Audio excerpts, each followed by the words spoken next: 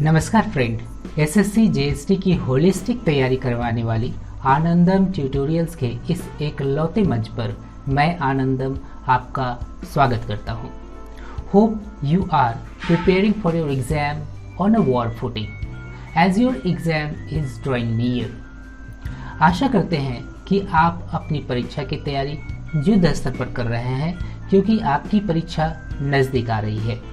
But always keep in mind that only marking time for the preparation cannot deliver the goods। हमेशा यह बात याद रखें कि तैयारी के लिए केवल समय गिनना आपकी आशा पर पानी फेर सकता है। आपकी तैयारी क्वांटिटेटिव ना होकर क्वालिटेटिव होना चाहिए, अर्थात आपकी तैयारी में क्वालिटी होनी चाहिए। जनरली कुछ अभ्यर्थी पफ्ड अप अर्थात झूठे दिखावा में फूले रहते हैं। उसने आज 8 घंटा एट अ स्ट्रेच अर्थात बिना थके बिना रुके एक ही दम लेकर पढ़ा है, तब उन्हें यह समझ लेना चाहिए कि he is be fooling himself, अर्थात वह खुद को बेवकूफ़ बना रहा है।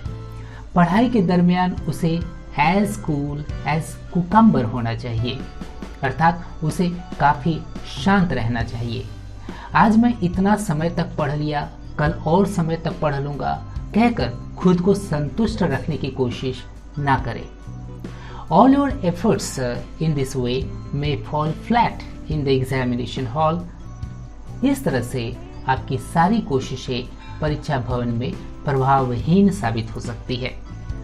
डोंट स्टडी एट रैंडम, जैसे तैसे अध्ययन ना करें और ना ही जहां तहां से अध्ययन करें। In case your stomach has broken down, you should not consult a general physician, you should consult a specialist for stomach instead. अर्थात यदि आपका पेट गड़बड़ है तो आप जनरल फिजिशियन के पास ना जाकर पेट के विशेषज्ञ के पास जाना चाहिए।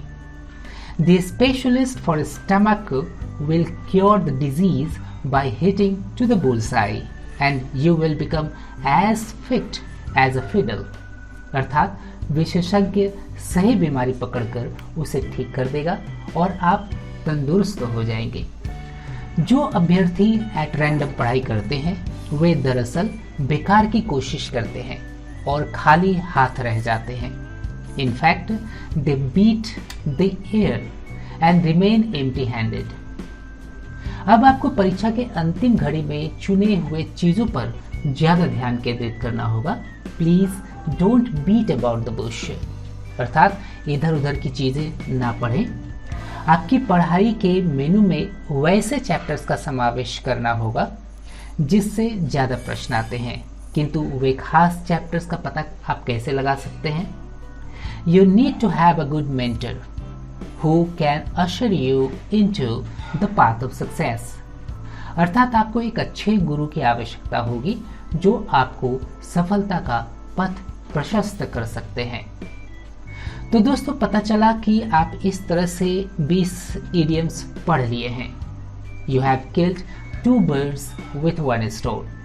आप एक पंथ 2 काज कर लिए हैं। इडियम्स के अर्थ के साथ साथ आप उनके सही इस्तेमाल भी देख पाए हैं। आप वीडियो को 2 बार 3 बार जरूर देखें ताकि सारे इडियम्स दिमाग पर इंडेलिबल इम्प्रेशन अर्थात अमिट छाप छोड़ दे। Until you get at your goal, make words, idioms and phrases part and parcel in your day-to-day life।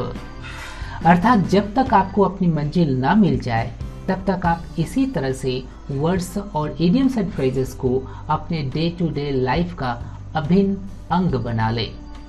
अब चलते हैं इस लेख में प्रयुक्त इडियम्स की एक झलक ले ले, अर्थात have a glance at the idioms used in this right up. सबसे पहला इडियम जो है वह है ऑन अ वॉर फुटिंग। इसका अर्थ हुआ युद्ध स्तर पर। दूसरा इडियम है टू ड्रॉ नियर, इसका अर्थ है नजदीक आना। तीसरा जो प्रयुक्त हुआ है वह है टू कीप इन माइंड, जिसका अर्थ हुआ ध्यान में रखना।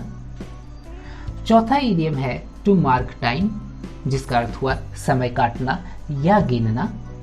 पांचवा इडियम है टू डिलीवर द गुड्स, जिसका अर्थ हुआ आशा पूरी होना। छठा जो इडियमेटिक एक्सप्रेशन इस्तेमाल हुआ है वह है पफ्ड अप, और इसका अर्थ हुआ अभिमान से फूला हुआ। सातवां है एट अ स्ट्रेच, जिसका अर्थ है एक सांस में या एक साथ। आठवां इडियम है एज कूल एज कुकम्बर, अर्थात काफी शांत। नवा है टू फॉल फ्लैट, इसका अर्थ हुआ प्रभावहीन साबित होना। 10वां है एट रैंडम, जिसका अर्थ है जैसे तैसे। 11वां है टू ब्रेक डाउन, जिसका अर्थ होता है खराब हो जाना। अगला जो इडियम है वह है to hit to the bullseye, इसका अर्थ हुआ सही जगह पर निशाना लगाना। अगला इडियम है as fit as a fiddle, इसका अर्थ हुआ पूरी तरह से तंदुरुस्त। अगला इडियम है टू बीट द एयर, इसका अर्थ हुआ बेकार कोशिश करना। 15th इडियमेटिक एक्सप्रेशन है to beat about the bush, इसका अर्थ हुआ सही जगह पर निशाना ना लगाकर बेकार का इधर उधर काम करना और प्रयास को विफल करना। अगला जो इडियमेटिक एक्सप्रेशन है वह है to usher someone into something, इसका अर्थ हुआ किसी को पथ दिखाना। 70th इडियमेटिक एक्सप्रेशन है to kill two birds with one stone, इसका अर्थ हुआ एक तीर दो निशाना, अर्थात एक पंथ दो काज। 18th जो इडियमेटिक एक्सप्रेशन है वह है टू गेट एट समथिंग, जिसका अर्थ हुआ पहुंचना। अगला इडियमेटिक एक्सप्रेशन है पार्ट एंड पार्सल, इसका अर्थ हुआ अभिन्न या अटूट। और जो अंतिम इडियमेटिक एक्सप्रेशन जिसे आपने सीखा है वह है to have a glance at something और समवन, मतलब किसी चीज पर या किसी व्यक्ति का एक झलक पाना। ओके, आशा करते हैं कि ये सभी इडियम्स आपको याद रहेंगे।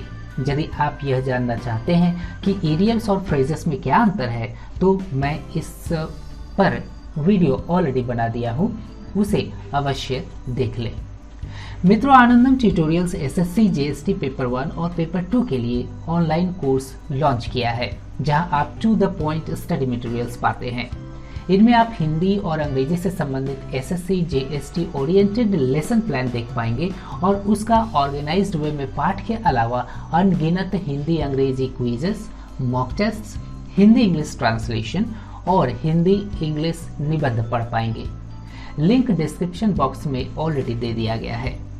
एसएससी जीएसटी के वृहद टीम की तरफ से आपको शुभकामनाएं। नमस्कार।